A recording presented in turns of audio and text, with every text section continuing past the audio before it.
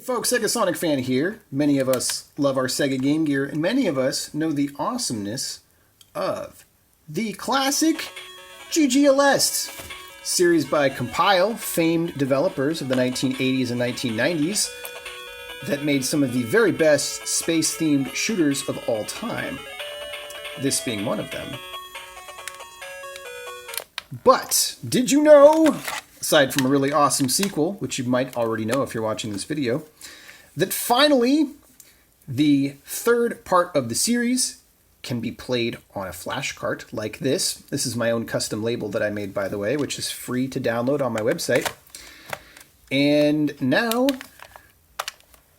you can play the M2 brand new GG Aleste 3. This is really awesome news, folks, as I've been waiting years to play it. I actually own the PS4 version, but I never played it, partly because I don't have a PS4 yet, partly because I was waiting for this version to come out. But as you can see, it loads up on original hardware. I have the Norix screen upgrade on this. The Norix was the first one that ever came out, by the way. Norix. I had to import this from Japan. It was very hard to get, but I'm really glad I have it.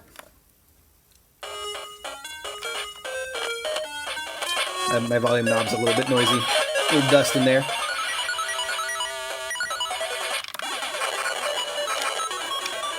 But here you see it, folks. The real deal. GG Aleste 3.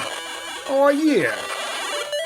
And the folks, there was a patch released on SMSPower where the original ROM was dumped a long time ago, but it was really heavily encrypted, so you couldn't play it on original hardware. And so then someone, so that was available for a long time, and then some anonymous hackers, I'm not really trying to play very well at this point, came up with a patch that you can apply using the IPS patch thing. You can get that at romhacking.com or romhacking.net. The little IPS patch thing. It's a program you can use on Windows, and then you put in the ROM that you want to patch, and then you put in the patch file, and you patch the ROM, and then you can play it. Word to the wise, there is one bad ROM floating around, so I had to try 2 ROMs.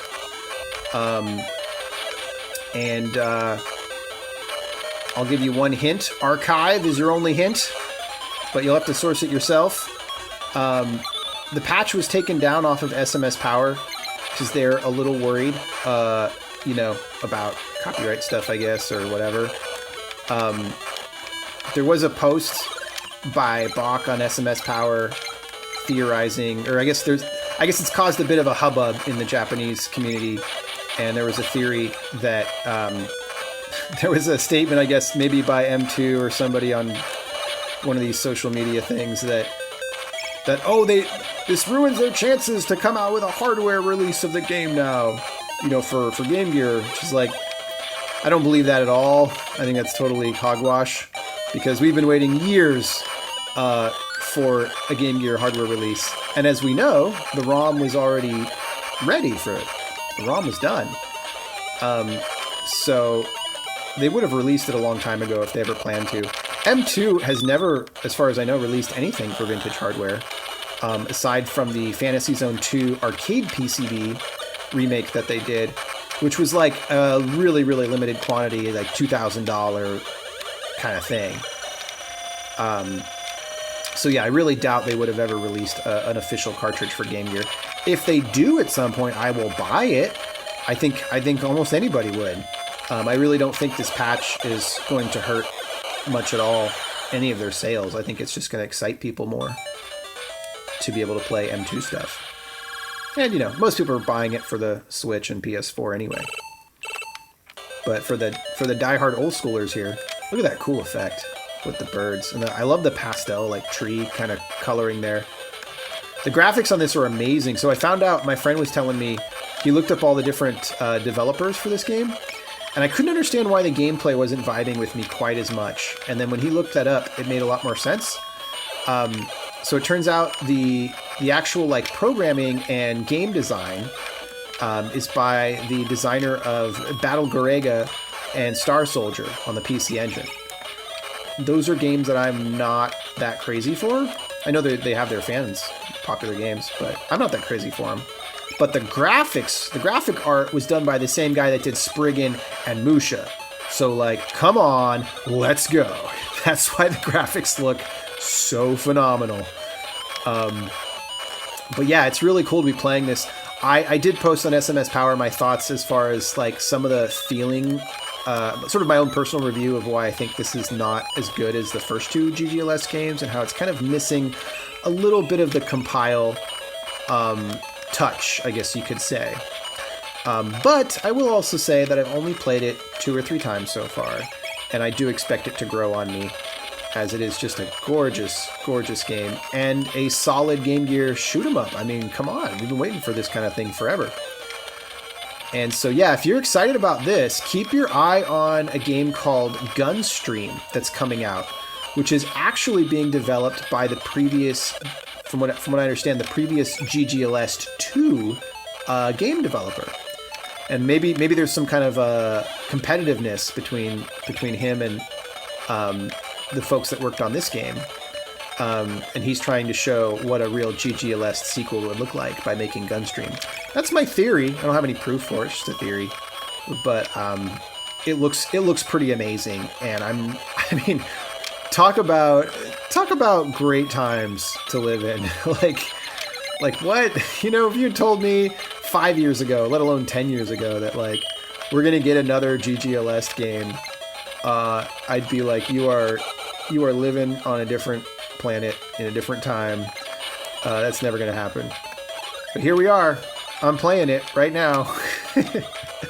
So yeah, really cool stuff.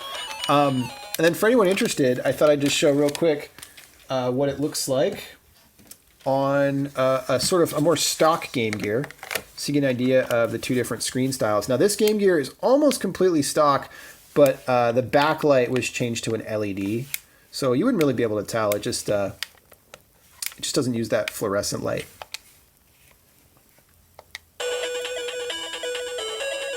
And of course, the game was not designed to be played on an old Game Gear screen.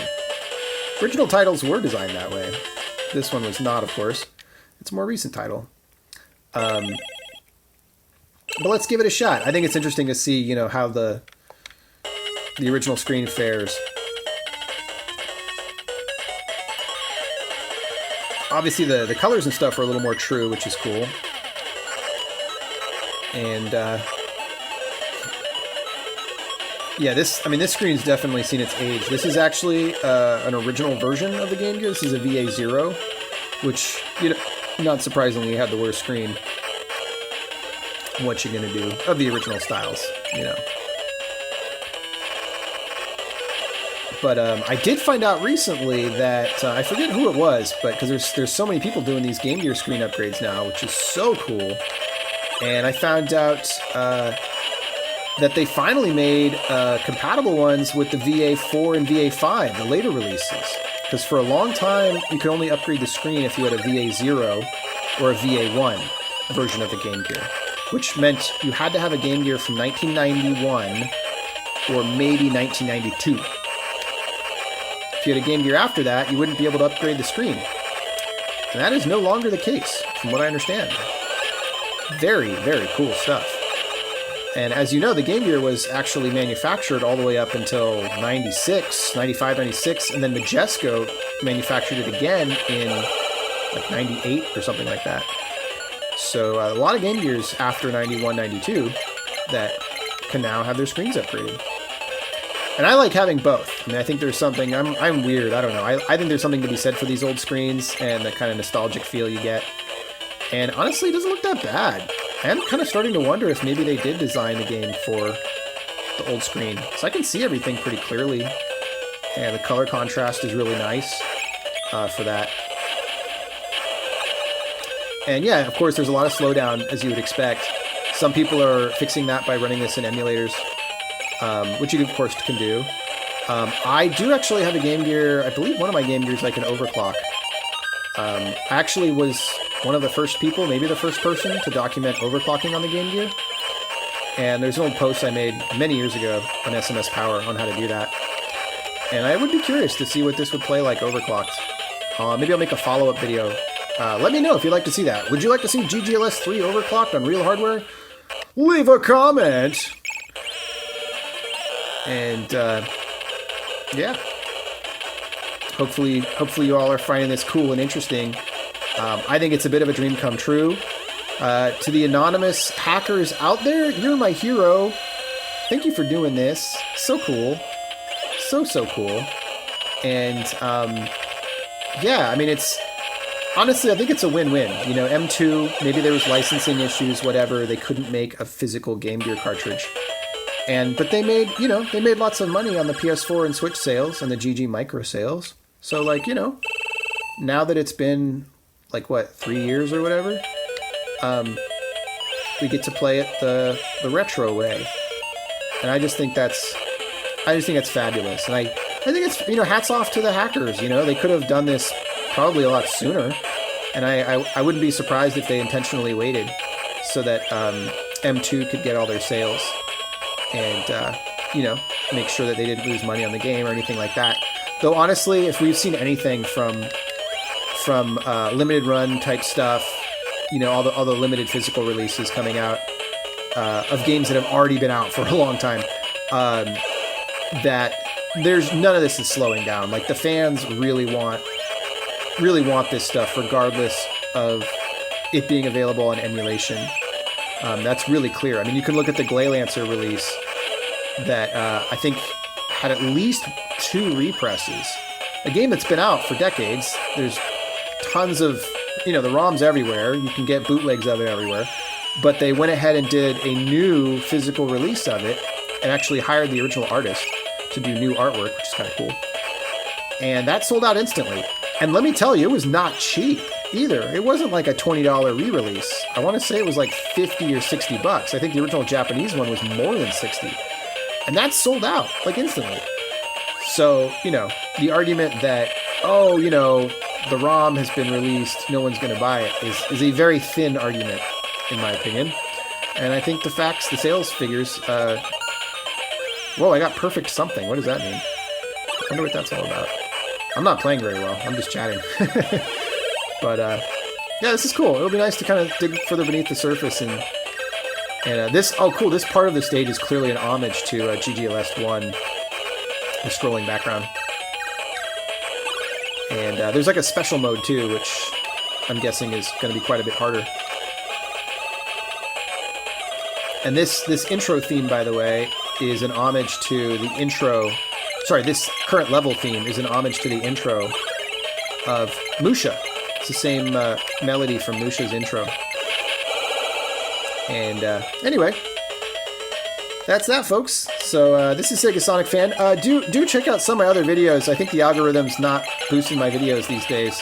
But there's lots of good stuff. I got hundreds of videos that I've made of all sorts of weird hacks and gaming designs and retro stuff and repairs, and it's all categorized in my playlists. So if you want to check out like Sega CDX repairs, I have a playlist just for that, and all sorts of other stuff from various systems and home, even just like random home system, repairs of all sorts. And yeah, hopefully you enjoyed this video. Give some love on the SMSPower forums. That's where you can find me. I don't use any kind of I rarely use any kind of other of these more corporate mainstream kind of things. I really like the old school forums, because the old school gaming forums are run by and for gamers, and so that's what I am. I'm a gamer, so that's where I'm going to hang out. And you can find me on SMSPower, sometimes on Sega 16, NFG Games, GameSX.com, always a cool place. And Game Trading Zone, I haven't been there for a while, but I should check back in, because that was always a fun site too. And the Shmups Forum. Shmups Forum is great. Alright, folks. Well, this is Segasonicfan, signing out.